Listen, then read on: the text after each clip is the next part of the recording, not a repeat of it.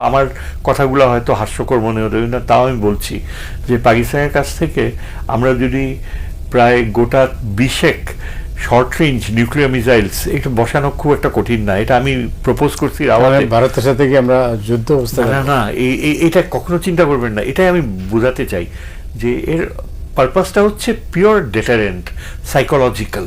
আজকালকার দিনে আপনাকে বেশি কিছু করতে হয় না, মোবাইল লঞ্চার্স লাগে, এই যে মুভেবল ট্রাক, আপনি শিপে করে ট্রাক আনবেন, লঞ্চার্স বসাবেন আর প্লেনে ওয়ারহেড আর মিসাইল বসাবেন।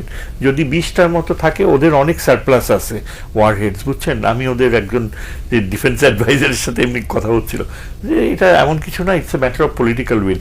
এটার যে ডেটারেন্ট এফেক্ট হবে না, ইন্ডিয়া অলরেডি যখন এটা শুনছে যে পাকিস্তানের সাথে আমরা আলোচনা করছি, এটা একেবারে ওদের মিলিটারি ইয়েদেরকে সোবার করে দিছে, মানে ওই ভাষাটা ব্যবহার করছে কি, ইট ক্রিয়েটেড চিলস ইন দেয়ার স্পাইনস। এক ইন্ডিয়ান ভাষ্যকার বলছে যে এতখানি ওরা শক পেয়েছে যে এটা কি বলে পাকিস্তানের সাথে। ওরা তো আমাদের একদিন শিখে আসছে যে পাকিস্তান তো চিরদিনের শত্রু, তো আমরা তো আন্তর্জাতিক সম্পর্কতে জানি যে শত্রু চিরস্থায়ী হয় না, নাহলে জাপান আমেরিকা এক হইতো না, এখন জার্মানির সাথে আমেরিকা, মানে অন্তত ডিপ্লোমেসিতে আমাদের ইয়ে হচ্ছে। আমরা না দেখেন 15 বছরে এত বেশি অ্যাপিজমেন্টের পলিসিতে গেছি যে অ্যালায়েন্স করা, সামরিক জোট করা, এগুলো স্বাভাবিক সম্পর্ক।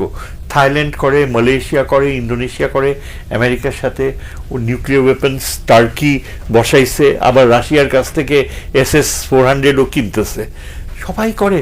আমরা এখন আন্তর্জাতিক রাজনীতিতে নামছি। এখন আমি ওই যে বলে না যে তুমি এখন হাঁটু ভিজাইছো, এখন বলতে পারবে না যে আমি ড্রাই থাকবো। তুমি বে অফ বেঙ্গল চাও, ডিপ সিতে তুমি পেট্রোলিয়াম রিসোর্সেস করতে চাও, তোমার কোস্টলাইন পুরা কন্ট্রোল করতেছে ইন্ডিয়া, তোমাকে বেরোতে দিবে না। ওই 2টা সাবমেরিন, আপনি নেভির কাউকে জিজ্ঞেস করেন, 2টা সাবমেরিন আমাদেরকে কোস্টাল এরিয়া থেকে বেরোতেই দেয় না ইন্ডিয়ানসরা, বুঝছেন। তো আমাদের কেন দরকার ওই যে নিউক্সগুলো বসাইলে না ডেটারেন্ট এফেক্ট হবে বে অফ বেঙ্গলে।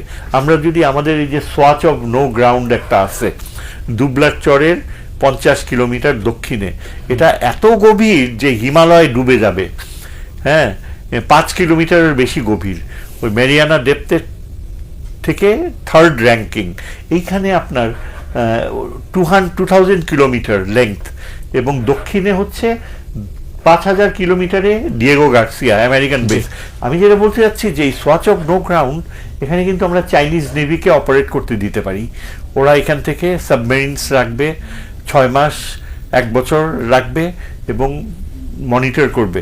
বিশাখাপত্তনম এখন ওদের নেভাল হেডকোয়ার্টার্স, বুঝছেন।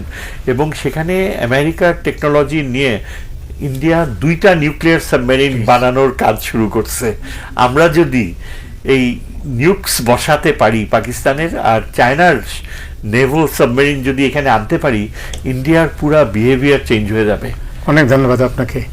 রতন, আপনি জানেন যে এই যে যেটা সাইদ ভাই যেটা বললেন, এটা করার জন্য যে দূরদর্শিতা, যে নেতৃত্ব দরকার, এই মুহূর্তে অন্তর্বর্তী সরকারের পক্ষে কি এটা নেওয়া সম্ভব? এই ধরনের সিদ্ধান্ত অন্তর্বর্তীকালীন সরকারটা নিতে পারবে না। এটা হচ্ছে একটা দীর্ঘমেয়াদী পরিকল্পনার অংশ হতে পারে, 1। 2 নম্বর, তার জন্য একটা ইকোনমিক সাস্টেইনেবিলিটি লাগবে, আর তার সঙ্গে লাগবে একটা পলিটিক্যাল একটা যে বলবো অ্যাটমসফিয়ার, যেটা কনজেনিয়াল অ্যাটমসফিয়ার ইন পলিটিক্স। যদি রাজনীতিতে সবসময় নিজেরাই কোন দলে ব্যস্ত হয়ে থাকি, তখন তো এগুলো কোনো পাত্তাই পাবে না। ফলে সাধারণ মানুষের জীবন, শ্রমিকদের জীবন আছে যে সে চাকরি করে মজুরি পায় না, সাধারণ মানুষের জীবন যে টাকা পায় বাজারে গিয়ে সে টাকা দিয়ে সংসার চালাতে পারে না, তখন ওই নিউক্লিয়ার উইপন কোথায় থাকবে? তার নিজের ঘরের চুলাই জ্বলে না, আর যুদ্ধের আগুন কিভাবে জ্বালাবে? ফলে আমার মনে হয় যে আগে প্রথমে দরকার, মানুষ যদি মনে করে এই দেশ আমার, বাংলাদেশের পপুলেশন